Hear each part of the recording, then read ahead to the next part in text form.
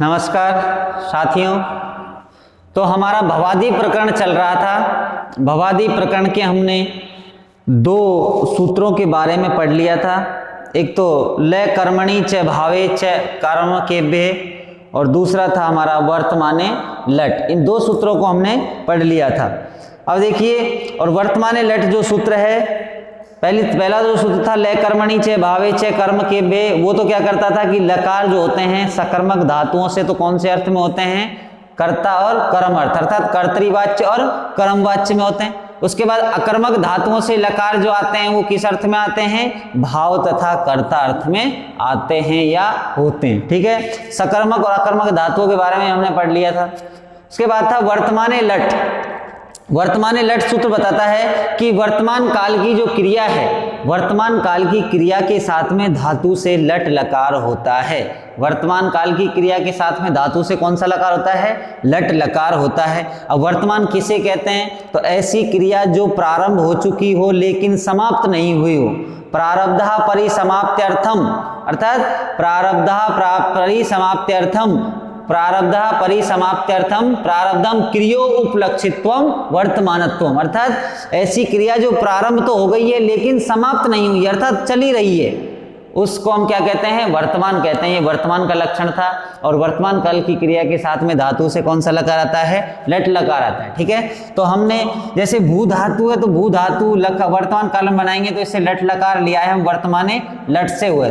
उसके बाद अटावित हुआ क्या कहता है कि लट में इस टै की हलंत्यम सूत्र से क्या हो जाएगी? इत संज्ञा हो जाएगी। और इस लय में स्थित ए की उपदेश अजनासिक से इत संज्ञा हो जाएगी। तो स्थिति क्या बचेगी? भू धन लय बचेगी। क्या बचेगी? भूधन लय। तो इस लय की भी हलंत्यम सूत्र से संज्ञा हो जानी चाहिए थी, लेकिन वहां पर नीचे लिख रखा था सूत्र के नीचे कि उच्चारण सामर्थ्यात् लस्य नयित्वम, उच्चारण सामर्थ्यात् लस्य नयित्वम, कि उच्चारण में कोई दोष नहीं हो, इसलिए पाणिनि जी ने इस लय की हलंत्यम सूत्र से संज्ञा नहीं की है। ठीक है ना, तो नहीं की तो क्या बना था हमारा? भू सत्तायाम जो धातु है उसकी कर्तृवक्षा में हम लकार लाए तो भूधन लय। यहां तक स्थिति हमारी स्पष्ट हो चुकी थी। कौन सी स्थिति हो गई थी? भूधन लय। अब देखिए इसके बाद जो अगला सूत्र है, तीसरा सूत्र, तीसरा सूत्र है हमारा तिप तस झी, तिप तस झी, तिप तस झी मिप्वस्मस्त सिप्तस्थ, तिप तस झी सिप्तस्थ मिप्वस्मस्त आताम जथा हम गम इडवही महिं। शॉर्ट में लिख रहा हूं मैं इस सूत्र को, बड़ा सूत्र है, किताब में लिख रखा है। देखिए तिप तस जी सिप्तस्थ ताताम सिप्तस्थ मिप्वस्मस्त आताम जय था साथाम दम इडवही महिं, जो हमारा जो तिगंत प्रत्याहार समूह है उसको दर्शाता है। किसको दर्शाता है? तिगंत प्रत्याहार समूह को दर्शाता है। तो तिप तस जी सिप्तस्थ मिप्वस्मस्त आताम जय था साथाम दम इडवही महिं। ठीक है ना, उसको शॉर्ट में मैंने आपको लिखा है। अभी देखिए इसकी सूत्र की वृत्ति क्या है? सूत्र की वृत्ति है एते अष्टादश, एते अष्टादश लादेशः शु, लादेशः शु, एते अष्टादश लादेशः शु, ये इसकी वृत्ति हो गई। एते अष्टादश लादेशः शु, एते अष्टादश लादेशः शु। अब देखिए ये क्या है? एते नहीं, ये अष्टादश यानी 18 लय आदेशा, लकार के स्थान पर आदेश होते हैं। ये 18 लकार के स्थान पर क्या होते हैं? आदेश होते हैं। तो देखिए इस सूत्र में हमारा तिंग प्रत्याहार दे रखा है, तिंग प्रत्याहार बोधक चक्र है, तिंग प्रत्याहार बोधक चक्र, तिंग प्रत्याहार बोधक चक्र है। ठीक है, तिंग प्रत्याहार बोधक चक्र है वो इसमें बता रखा है। तो देखिए 3 पुरुष होते हैं, प्रथम पुरुष, मध्यम पुरुष और उत्तम पुरुष, और तीनों पुरुषों के 3 वचन होते हैं, एक वचन। पहली कक्षा में मैं आपको बता चुका हूं ये द्विवचन, लेकिन यहाँ पर सूत्र आया है उसमें इसको स्पष्ट करना है, और बहुवचन, द्विवचन और बहुवचन। ठीक है, तो देखिए एक वचन में कौन सा आएगा? तिप, उसके बाद तस, उसके बाद झी, उसके बाद मिप, वश, तिप तस झी, सिप, थस, थ, मिप, वश और मस, मिप, वश और मस। ये हो गए। ये तो है, क्या है ये? परस्मयी पदी प्रत्यय, परस्मयी पदी प्रत्यय। उसके बाद 9 ही क्या है? आत्मनेपदी है, जिनमें प्रथम पुरुष, मध्यम पुरुष और उत्तम पुरुष। इसमें है तय, आताम, झ, थाश, आथाम, ध्वम, इड, वही और महिंग। इड, वही और महिंग। ये जो 9 हैं, ये कैसे हैं? ये कैसे प्रत्यय हैं? आत्मनेपदी प्रत्यय है। कौन से प्रत्यय हैं ये? आत्मनेपदी। अर्थात ये आत्मनेपदी धातुओं के साथ में जुड़ते हैं और ये परस्मैपदी धातुओं के साथ में जुड़ते हैं। तो इस सूत्र में इन प्रत्ययों को ही दे रखा है। तिप तस जी, सिप थस थ, मिप वस मस, ताताम जय, था साथाम ध्वम, इड वही महिंग।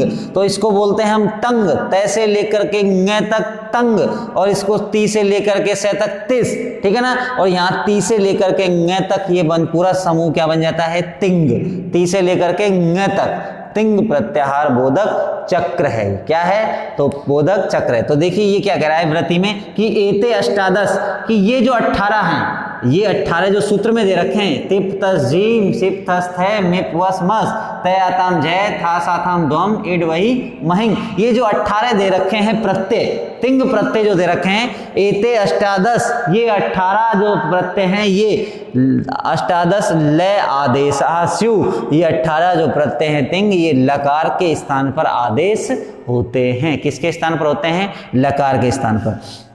जब हमने भू धातु के साथ लट लकार किया था और उसकी संज्ञा करके हमने क्या बचाया था? भूधन लय, ये स्थिति बचाई थी, ठीक है ना। अब इस लय के स्थान पर था, इस लकार के स्थान पर ये प्रत्यय होंगे। अब प्रत्यय है तो बाद में ही जुड़ेंगे धातु के, ठीक है ना। प्रत्यय है तो क्या जुड़ेंगे? धातु के बाद में जुड़ेंगे। अब ये देखिए ये क्या है? लकार के स्थान पर आदेश होते हैं कि इस लय को हटा देंगे। अब जैसे हमको ये करना है तिप एक वचन में, तो भूधन क्या बन जाएगा? तिप हो जाएगा। तो ये भू जो तिप आया है, ये किसके स्थान पर आया है? इस लय के स्थान पर आया, अर्थात इस लकार के स्थान पर आया है। तो इसको हटा दिया, तो ये क्या हुआ? ये तिप क्या है? एक आदेश है। क्या है? आदेश है। और आदेश जो होते हैं वो किसके समान होते हैं? आदेशः शत्रुवत भवन्ति, आदेश शत्रु के समान होते हैं। आदेशः शत्रुवत भवन्ति, आदेश किसके समान होते हैं? शत्रु के समान होते हैं। आदेश किसके समान होते हैं? शत्रु के। और आगम किसके समान होते हैं? आगमः मित्रवत भवन्ति, आगम मित्र के समान होते हैं। अब देखिए आदेश जो शत्रु के समान क्यों होते हैं? क्योंकि देखिए भू के स्थान पर हमने लट लकार लाए थे वर्तमान लट से, और उसकी संज्ञा करके भूधन लय, हमारी ये स्थिति बची थी। समझ में आया? तो इस भू के स्थान पर तो ये कहता है कि ये 18 आदेश लकार के स्थान पर होते हैं। लय आदेश यानी लकार के स्थान पर ये आदेश होते हैं। तो इस लय को हटा देंगे तो बाद में आएंगे तो भूधन तिप, हम एक लाएंगे, तस लाएंगे तो भूधन तस हो जाएगा, झी लाएंगे तो भूधन झी हो जाएगा। उसके बाद एद से हम तय लाएंगे तो भूधन तय हो जाएगा। समझ में आ गया? तो ये सूत्र यही कहता है कि एते अष्टादश लादेशाशु, ये 18 लकार के स्थान पर आदेश होते हैं। तो इस लकार को, लय को हटा करके तिप आया, इसलिए इसको क्या बोलते हैं? हम आदेश कहते हैं। तिप को क्या कहते हैं? हम आदेश। ये विभक्ति प्रत्यय भी होते हैं। समझ में आ गया? अब देखिए एक बात और समझने की है, हमने सूत्र पढ़ा था हलंते, वो क्या करता था? उपदेश अवस्था में अंतिम हलवर्ण की संज्ञा करता था, ठीक है। तो उसका निषेध करने वाला एक सूत्र भी पढ़ा था हमने, नए विभक्तौ तुष्मा। वो कहता था कि विभक्ति प्रत्यय में तय से और मैं की संज्ञा नहीं होती है, तो ये विभक्ति प्रत्यय है। समझ में आ गया? तो इस तिप में पै की तो हलंतिम सूत्र से इस संज्ञा हो जाएगी, तो क्या हो जाएगा? तस्य लोपे से उसका लोप हो जाएगा। समझ में आ गया? तो क्या शेष रहेगा इसमें? ती शेष रहेगा। क्या शेष रहेगा? ती। अब इस तस् में से की हलंत्यम सूत्र से संज्ञा हो जाएगी, तस्य लोप से उसका लोप हो जाएगा, लेकिन ये विभक्ति प्रत्यय है और विभक्ति प्रत्यय में तैसे और मैं की नए विभक्तों तुष्मा से संज्ञा का क्या होता है, निषेध होता है। ठीक है, तो इस तस् में से की हलंत्यम सूत्र से संज्ञा प्राप्त थी, लेकिन नए विभक्तों तुष्मा ने उसका क्या कर दिया, निषेध कर दिया, तो भूधन तस् ही रहेगा, भूधन तय नहीं रहेगा। समझ में आ गया। उसके बाद देखिए झ है, तो इस झी में ई की संज्ञा हो जाएगी तो क्या बचेगा, तिप्त झी झ बचेगा, क्या बचेगा, झ बचेगा। ठीक है ना। मिप में पै की संज्ञा हो जाएगी, सिप में पै सी की हो जाएगी तो क्या बचेगा, सी। थस में थ ही शेष रहेगा, थस रहेगा। उसके बाद थ है, उसके बाद मिप है, तो मिप में भी क्या शेष रहेगा, मी पै की हलंत्यम से संज्ञा हो जाएगी। वस में सह की संज्ञा नहीं होगी क्योंकि नए विभक्त तुष्मक से क्या कर देगा, निषेध। ऐसे ही मिप वस मस में भी, वस में भी नहीं होगी और क्या नहीं होगी, मस में भी नहीं होगी। ठीक है ना। तो मस में भी नए विभक्त तुष्मा से क्या हो जाएगा, हलंत्यम सूत्र से सह की जो संज्ञा प्राप्ति उसका निषेध हो जाएगा। इसके बाद है तय, उसके बाद है आताम में, मैं की आताम में मैं की संज्ञा हो जाएगी, क्या हो जाएगी, हलंत्यम सूत्र से तो हो जाएगी क्योंकि उपदेश अवस्था में अंतिम हालिया व्यंजन वर्ण की संज्ञा होती है, तो ये उपदेश अवस्था है और उपदेश अवस्था है तो इस मैं की हलंत्यम से संज्ञा प्राप्त थी, लेकिन नए विभक्तों तुष्मा क्या कहता है कि विभक्ति प्रत्ययों में तैसे मैं की संज्ञा नहीं करते, तो इसकी संज्ञा भी नहीं होगी। समझ में आ गया। झ है, उसके बाद थास में भी सह की संज्ञा नहीं होगी, आथाम में भी मैं की संज्ञा नहीं होगी और ध्वम में भी मैं की संज्ञा नहीं होगी। इड में ड की हो जाएगी, बिल्कुल हो जाएगी, तो क्या शेष रहेगा, इसमें ई शेष रहेगा। वही उसके बाद महिंग में भी मैं की संज्ञा हो जाएगी तो क्या शेष रहेगा, महे। ठीक है, समझ में आ गया। तो ये है। अब इस सूत्र का अर्थ लिखिए आपको, अब इस सूत्र का अर्थ लिखना है, क्या लिखना है कि एते अष्टादश लादेशः स्यु, अर्थात इसका अर्थ होता है कि ये 18 प्रत्यय, ये 18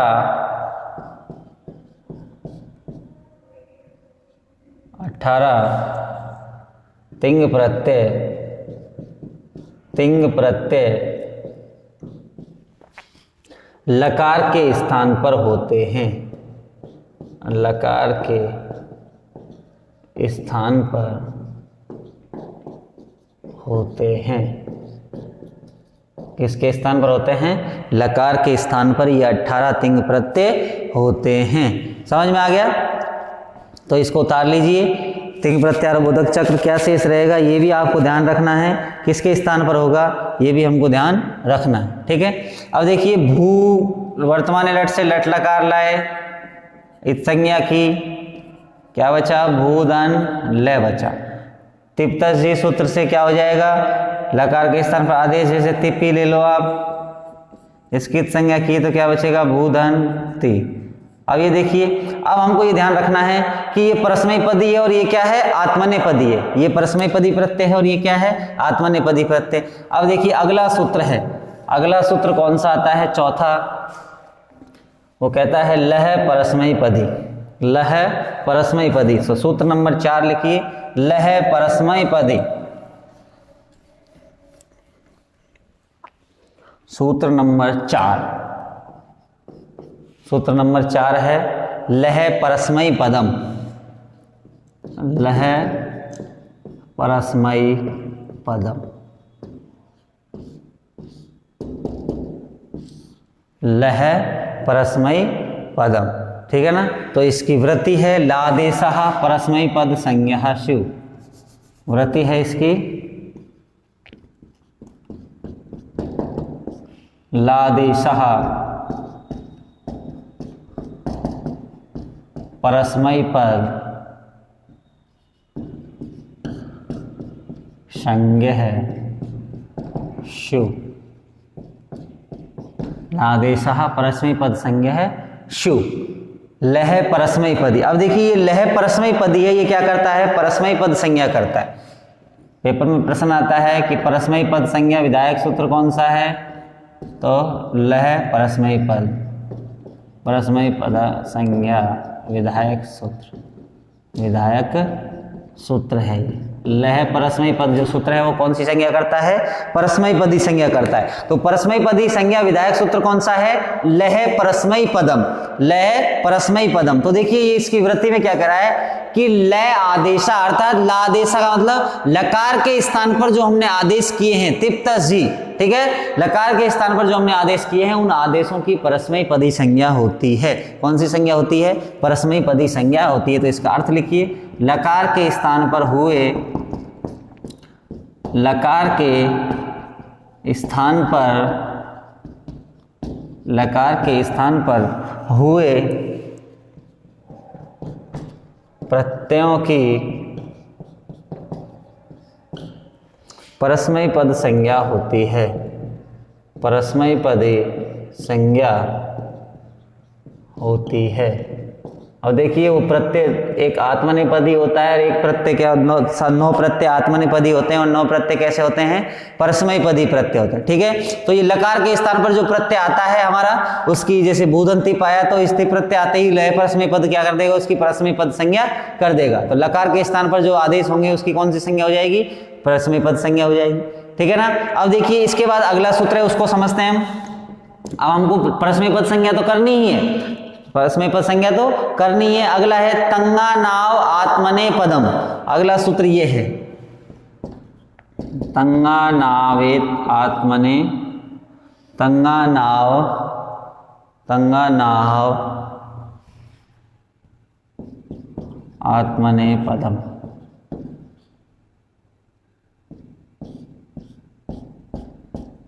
ये अगला सूत्र है, सूत्र नंबर 5, और इसकी वृत्ति है। सूत्र नंबर 5 कौन सा है? तंगा नाव आत्मने पदम। सूत्र नंबर 5 है तंगा नाव आत्मने पदम। तो ये कहता है तंग प्रत्याहार है सानच कांचौ, तंग प्रत्याहार है, तंग प्रत्याहार है सानच कानचौ चैतर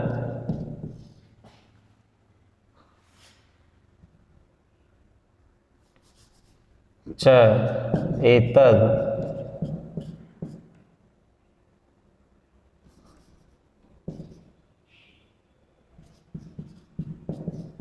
संज्ञ है शिव, संज्ञ है शिव। तो देखिए लय परस्मयी पदम, तो परस्मयी पद संज्ञा, परस्मयी पद संज्ञा करता है किसकी? करता है लकार के स्थान पर जो आदेश किए हमने, प्रत्यय किए हैं, उनकी परस्मयी पद संज्ञा हो जाएगी। अब अगला संज्ञा है, ये क्या करता है? तंगानाव आत्मनेपदी, ये करता है आत्मनेपदी संज्ञा करता है। आत्मनेपदी संज्ञा विधायक सूत्र। परस्मयी पदी संज्ञा विधायक सूत्र तो कौन सा है? लय परस्मयी पदी। और आत्मनेपदी संज्ञा विधायक सूत्र कौन सा है? तंगानाव आत्मने पदम। तो देखिए दोनों सूत्रों में अंतर क्या है कि ये जो लय परस्मयी पद है, ये तो क्या कहता है? लकार के स्थान पर हमने जो आदेश किए उनकी परस्मयी पदी संज्ञा कर दो सबकी। और ये क्या कहता है? तंगानाव आत्मने, कि तंग प्रत्याहार है सानच कानचौ च एतत् संज्ञा की, कि तंग प्रत्याहार है। तंग का मतलब तय, आताम, झय, थास, आथाम, द्वम, इड, वही, महिंग। तो तय से लेकर के महिंग तक तंग प्रत्याहार हो गया। उन्नो जो आत्मनेपदी प्रत्यय, तंग प्रत्याहार की और सानच और कानच प्रत्ययों की कौन सी संज्ञा होती है? आत्मनेपदी संज्ञा होती है, उनकी परस्मयी पदी संज्ञा नहीं होती है। तो ये परस्मयी पद संज्ञा तो सबके करता था, लेकिन इस पूर्व संज्ञा का ये क्या है? अपवाद है। जो पहले वाली जो परस्मयी पदी संज्ञा है, उस परस्मयी पदी संज्ञा का ये क्या है? अपवाद है, अर्थात उसका निषेध करने वाला सूत्र है कि आपने सभी की परस्मयी पदी संज्ञा कर दी। लकार के स्थान पर जो आदेश होते हैं तो वो तो 18 आदेश होते हैं। तिप्तस जी सूत्र में बताया था कि ल आदेशा एते अष्टादश आदेशा लकार के स्थान पर होते हैं, ठीक है ना। एते अष्टादश लादेशा स्यु, पढ़ा था ना ये तिप्तस जी से, कि ये 18 जो प्रत्यय हैं वो लकार के स्थान पर होते हैं। अब लकार के स्थान पर जब 18 प्रत्यय हो जाएंगे तो लय परस्मयी पदी क्या कर देता है कि लकार के स्थान पर जो आदेश हुए हैं उनकी क्या कौन सी संज्ञा कर दो? परस्मयी पदी कर। परस्मयी पदी तो उसने बताया नहीं कि कौन से प्रत्ययों की होगी। भाई प्रत्यय तो परस्मयी पदी 9 है और आत्मनेपदी भी कितने हैं? 9 है। तो उसने तो ये कह दिया कि लकार के स्थान पर हुए प्रत्ययों की कौन सी संज्ञा कर दो? परस्मयी पदी संज्ञा कर दो, ठीक है। लेकिन ये उस संज्ञा का निषेध करके कहता है कि जो तंग प्रत्याहार है, अर्थात आत्मनेपदी जो प्रत्यय है, तंग प्रत्याहार है उनकी, और सानच और कानच जो प्रत्यय हैं, उन सानच और कानच प्रत्ययों की भी कौन सी संज्ञा होती है? आत्मनेपदी संज्ञा होती है। कौन संज्ञा होती है? आत्मनेपदी संज्ञा होती है। तो पूर्व संज्ञा का क्या है? अपवाद है। तो यहां पर इसको लिख लीजिए, पूर्व संज्ञा अपवाद है। पूर्व संज्ञा अपवाद है, पूर्व संज्ञा अपवाद है, अर्थात पहली संज्ञा का क्या है, ये अपवाद सूत्र है। तो इसका अर्थ लिखिए तंगानाव आत्मनेपदम का। तंग प्रत्याहार, तंग प्रत्याहार, और तंग प्रत्याहार में आएंगे त, आताम, झ, थास, ये सारे, ठीक है ना। तंग प्रत्याहार तथा शानच व कानच प्रत्यय की, सानच व कानच प्रत्यय की, कानच प्रत्यय की आत्मनेपदी संज्ञा होती है, आत्मनेपदी संज्ञा होती है, आत्मनेपदी संज्ञा होती है। अर्थात नोट डाल के लिखिए नीचे, यह सूत्र, कौन सा सूत्र, तंगानाव आत्मनेपदी, यह सूत्र पूर्व सूत्र, पूर्व सूत्र, पूर्व सूत्र कौन सा है, जो परस्मैपदी संज्ञा, ठीक है ना। अर्थात परस्मैपदी संज्ञा का, परस्मैपदी संज्ञा का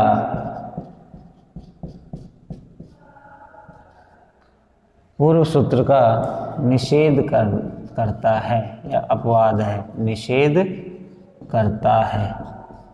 यह सूत्र पूर्व सूत्र का क्या करता है, निषेध करता है। तो लह परस्मैपदी, तंगानाव आत्मनेपदम, दोनों क्या बताते हैं, एक तो क्या करता है, परस्मैपदी संज्ञा करता है, और दूसरा क्या करता है, आत्मनेपदी संज्ञा करता है। तो परस्मैपदी संज्ञा किसकी होगी, सभी की होगी। लकार के स्थान पर जो आदेश हुए हैं, हम तो इसकी वृत्ति पढ़िए कि ला आदेशा परस्मैपदी संज्ञेषु, अर्थात लकार के स्थान पर हुए आदेशों की परस्मैपदी संज्ञा होती है, ठीक है। अब लकार के स्थान पर आदेश कौन से होते हैं, जो तिप्तस जी से एते अष्टादश लादेशाशु, ये 18 जो तिप्तस जी सिप्तस्थ है मेपुअस्मस्त याताम जय थासाथाम धोम इड वही और महिंग, जो 18 जो प्रत्यय हैं वो किसके स्थान पर होते हैं, लकार के स्थान पर होते हैं। और लकार के स्थान पर हुए आदेशों की कौन सी संज्ञा हो जाती है, परस्मैपदी संज्ञा। तो पेपर में यदि प्रश्न आता है कि परस्मैपदी विधायक संज्ञा, परस्मैपदी संज्ञा विधायक सूत्रम किम, परस्मैपदी विधायक संज्ञा विधायक सूत्र कौन सा है या क्या है, तो क्या लिखना है हमको, लय परस्मैपदम, ठीक है ना। और परस्मैपदी संज्ञा किसकी होती है, तो लकार के स्थान पर जो तिंग प्रत्याहार के जो आदेश होते हैं उन सभी की कौन सी संज्ञा होती है, परस्मैपदी संज्ञा होती है, ठीक है। उसके बाद है तंगानाव आत्मनेपदम, ये कहता है कि तंगानाव आत्मनेपदम, अर्थात तंग प्रत्याहार सानच और कानच प्रत्यय की च एतत् संज्ञासु, सानच कानच की और तंग में अर्थात तयाताम जय थासाताम दोम इड वही महिंग, जो आत्मनेपदी प्रत्यय तय से लेकर के महिंग तंग होंगे, तय से लेकर के महिंग तंग जो आत्मनेपदी प्रत्यय हैं उनको कौन सा समूह बोलते हैं हम, तंग प्रत्याहार समूह। कौन सा प्रत्याहार समूह, तंग प्रत्याहार। तो तंग प्रत्याहार समूह की और सानच और कानच की च एतत् संज्ञा, यह वाली आत्मनेपदी संज्ञा हो जाती है। तो आत्मनेपदी संज्ञा विधायक सूत्र कौन सा है, तंगानाव आत्मनेपदम, परस्मैपदी विधायक कौन सा है, लय परस्मैपदम। तो यह सूत्र है जो पूर्व संज्ञा का क्या करता है, पूर्व सूत्र या पूर्व परस्मैपदी संज्ञा का क्या करता है, निषेध करता है या बाद करता है, ठीक है।